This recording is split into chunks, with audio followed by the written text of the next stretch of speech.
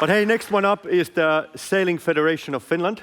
This session is all about recognizing the Finnish round-the-world sailors, which we have in the crowd also quite many of you. Finland has a great history of rounding the world and sailing in the seven seas, from 18th century crane races to the Whitbread round-the-world races. We will have on stage Finnish round-the-world sailors, but before we will invite all of the Finnish round-the-world sailors who are in the crowd. We will have three exceptional ladies who just rounded Cape Horn on board Galiana Vitsikir in the Ocean Globe race, and will be interviewed by Johan from Sailing Federation of Finland. So welcome Viivi Moisio, Kaisla Jacoby, Pia Grönblom, and Johan.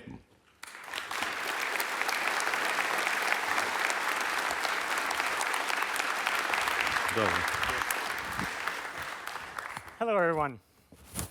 My name is Johan, and it's my pleasure to be here to celebrate all the Finnish circumnavigators. And we've actually had half a century of Finnish circumnavigators in ocean races.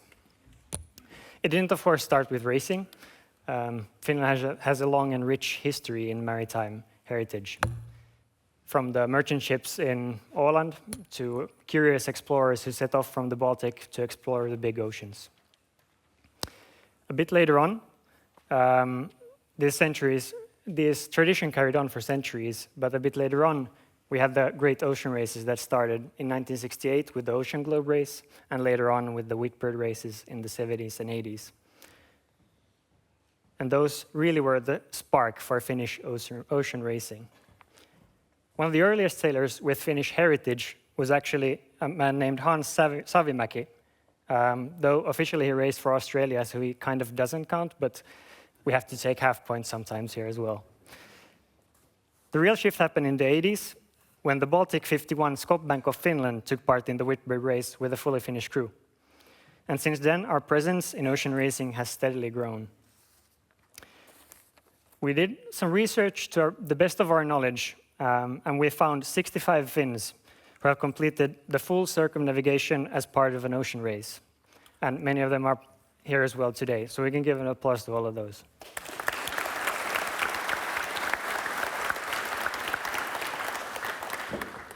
Among them, a pioneering moment came in 1985, when Mikaela von Kuuskel joined Maiden, setting the course for Finnish women in offshore sailing. At the time, the scene was overwhelmingly male-dominated, but since then, 7 more Finnish women have followed her wake. And today, we have the privilege of speaking with 3 of those remarkable sailors, Viivi Moisio, Pia Grönblom, and Kaisla Jacoby.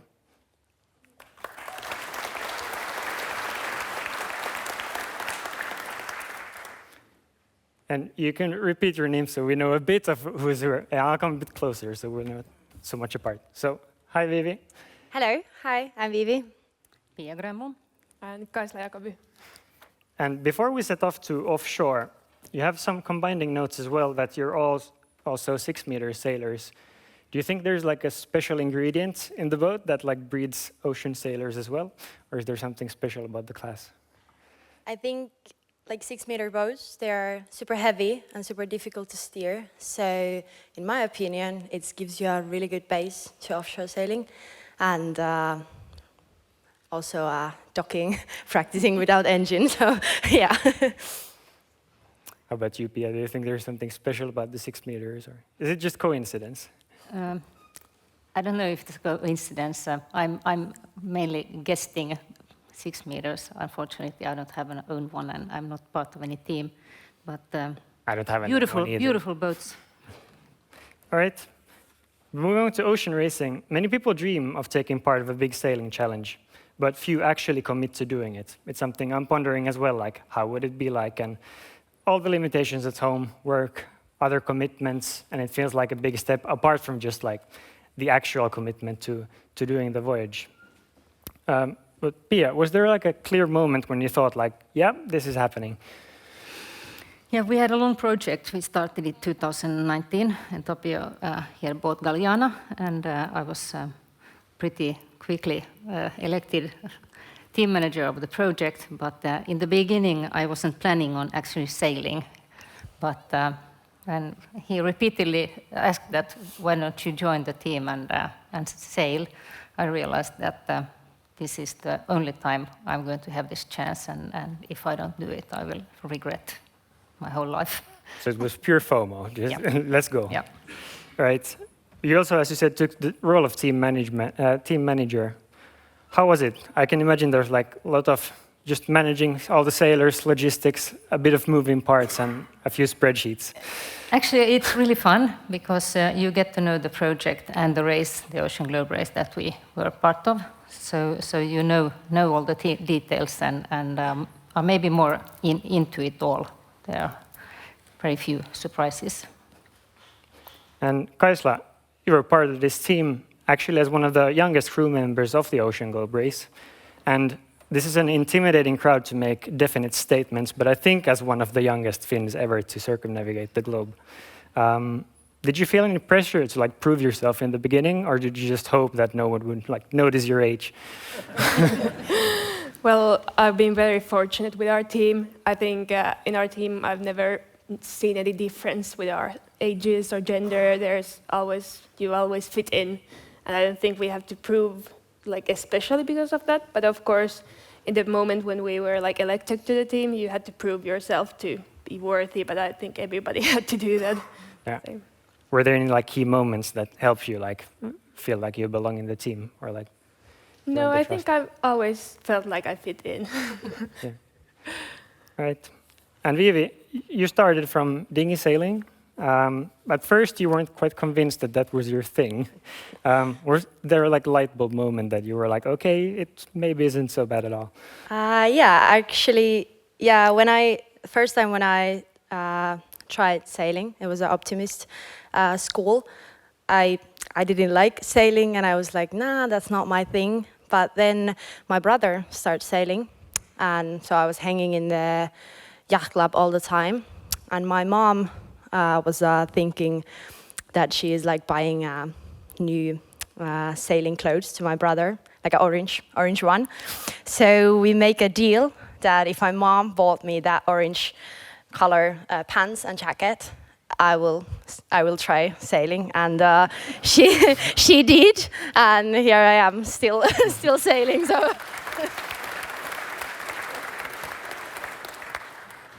Was it the clothes that also like brought you all the way to ocean racing, or was there anything else that like helped you? Luckily, I have some other reasons also, but yeah, I was sailor dinghy, and there is like a kind of like 2 ways that you are going to Olympic sailing, but I wasn't interested in that, so I was really happy to find out offshore sailing and meet a lot of people, and people were super supportive and welcome there, so I was super happy. Nice. How about you, Kaisla? How your path to offshore racing has been quite like unconventional just for your age. How have your like friends and peers reacted to what you're doing? I think everyone has been very supportive always when I've done everything, but I don't think there's like a right pathway for offshore sailing. Everybody comes somewhere dinghy sailing. There's the scouts, or everybody has so different ways. So yeah, it's been good. Have they been inspired, or more think that you're just a bit mad at doing your own thing? I think both. Right. Viivi, you also work as a sailmaker. That's an interesting job that many of us, we all are used to like touching and using sails, but actually making them.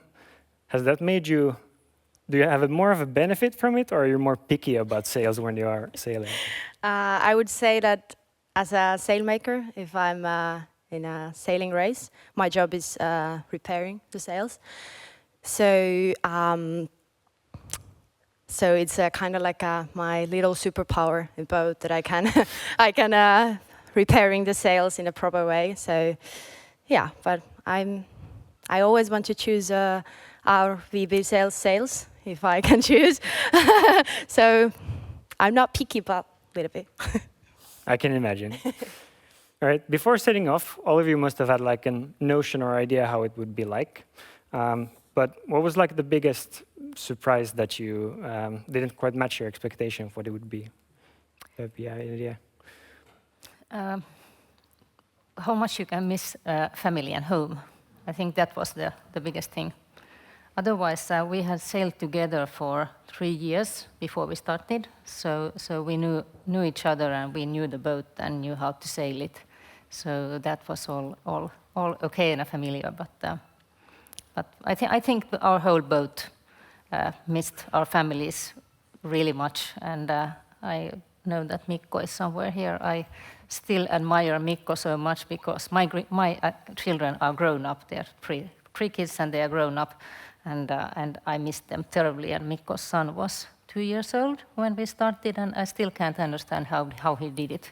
But I do admire you. Yeah, and these are exactly like the commitments I was notioning about the courage to just actually commit and set off to do such a voyage.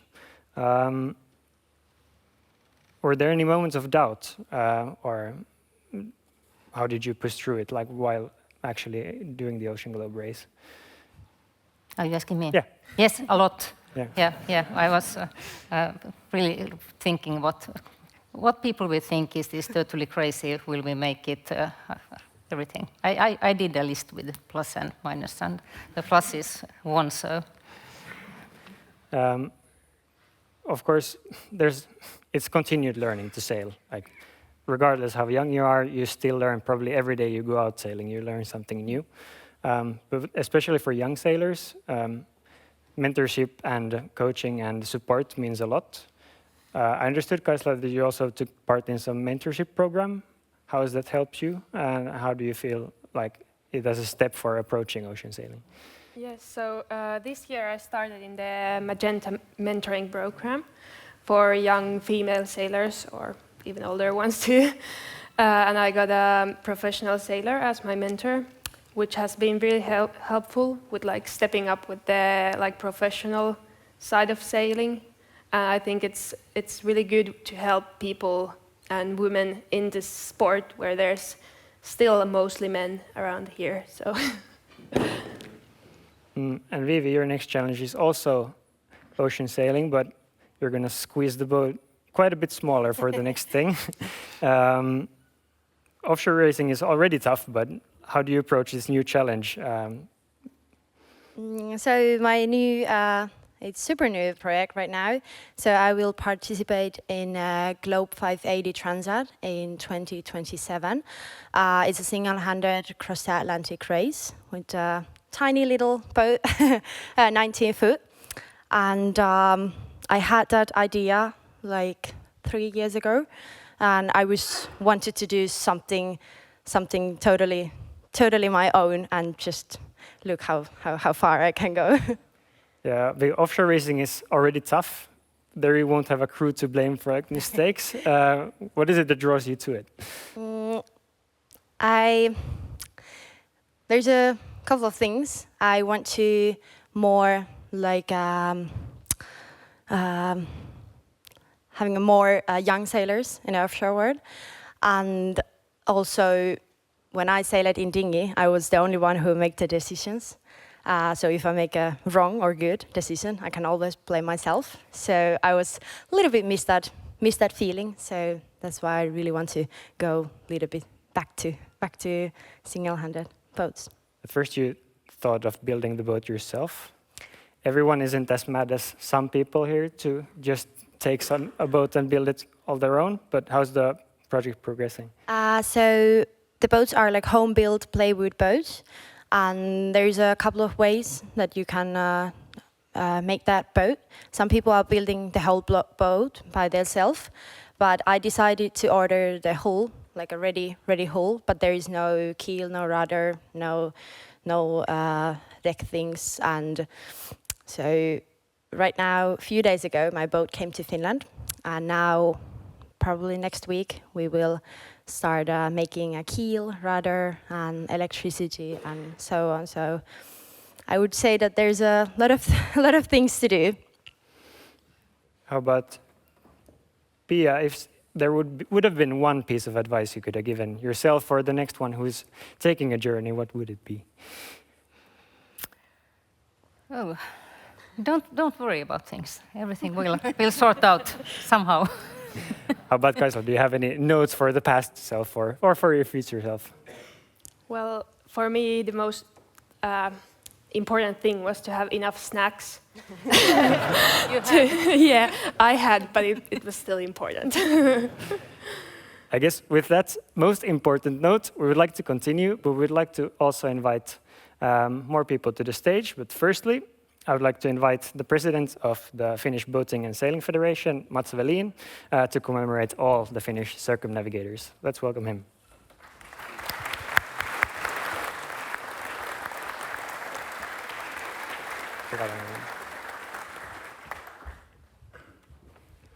Thank you. Oh, interesting notes. I won't use those. Well, just to give you a few words, this is something that we have been discussing for a long time in the Finnish Sailing and Boating Federation, how to pick up one very important branch of sail racing. Personally, for me, when I think about ocean sailing or ocean racing, I think about my grandmother's cousin who sailed with Archibald Russell 100 years ago to Australia. What an adventure. And I think many in the audience have relatives that have made the same journey or even multiple journeys. And that's one of the reasons why Finns are very interested in ocean racing. This background, we are used to that. Another person I would like to mention here is my former club friend or a former club member, Max Ekholm, who sailed a small Gefion named wooden yacht. He passed away about 2 years ago, and he circumnavigated United Kingdom and Ireland in 1964 with that yacht. And he also did sail racing from the Caribbean to the United Kingdom. Think about that. It was a 10-meter yacht, very simple. So, and it was mentioned that then the Finnish Whitbread projects, for me starting with Skoppan, Finland, brought this much, much closer to all of us. And it was not anymore only to read about Sir Robin's adventures or Marie's father's adventures, Erik Taberli's adventures, or Sir Francis Chichester's adventure. It was something that was possible for all of us who were interested in sailing. So I think the word adventure here is very important, but also measuring the small man in front of the elements.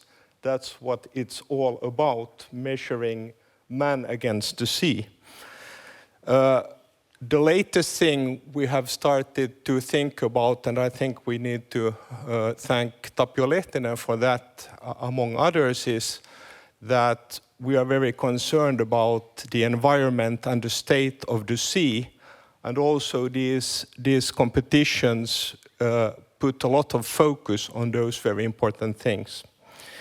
So, with these words, I would like to invite those Finnish circumnavigators which are listed to enter the stage that way, and we will then present you a recognition, and we will then all give you a big round of applause. Thank you.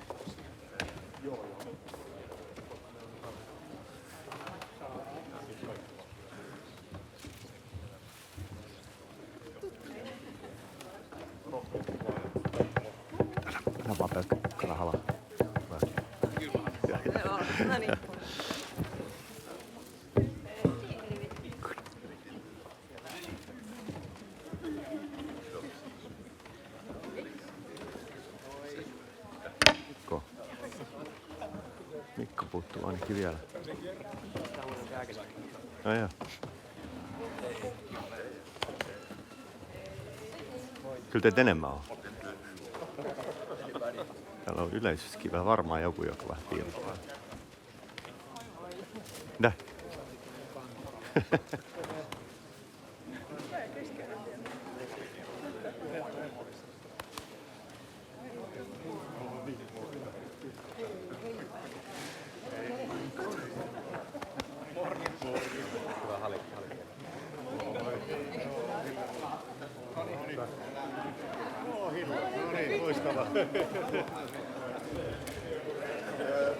All right. Thank you all for the inspiration, and I would also say for exploding the boundaries of what is possible for Finnish sailing and taking it into the future. Thank you.